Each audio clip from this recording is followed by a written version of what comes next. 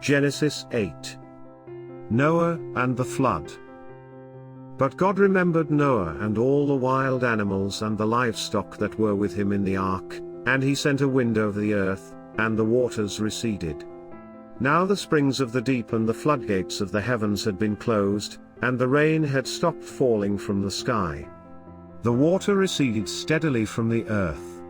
At the end of the 150 days the water had gone down, and on the 17th day of the 7th month the ark came to rest on the mountains of Ararat.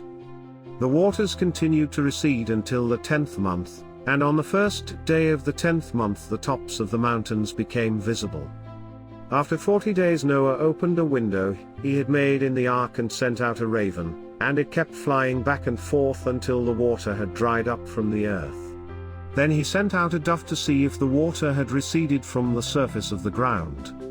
But the dove could find nowhere to perch because there was water over all the surface of the earth, so it returned to Noah in the ark.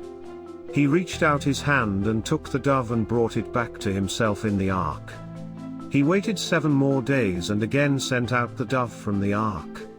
When the dove returned to him in the evening, there in its beak was a freshly plucked olive leaf. Then Noah knew that the water had receded from the earth.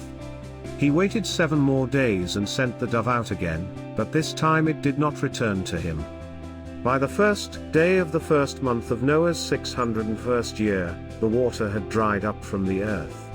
Noah then removed the covering from the ark and saw that the surface of the ground was dry. By the 27th day of the 2nd month the earth was completely dry. Then God said to Noah, "Come out of the ark, you and your wife and your sons and their wives. Bring out every kind of living creature that is with you, the birds, the animals, and all the creatures that move along the ground, so they can multiply on the earth and be fruitful and increase in number on it."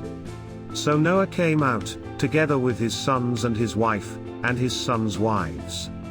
All the animals and all the creatures that move along the ground and all the birds, everything that moves on land, came out of the ark, one kind after another. Then Noah built an altar to the Lord and, taking some of all the clean animals and clean birds, he sacrificed burnt offerings on it.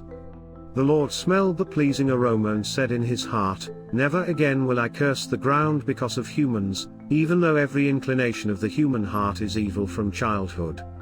And never again will I destroy all living creatures, as I have done. As long as the earth endures. Seedtime and harvest. Cold and heat.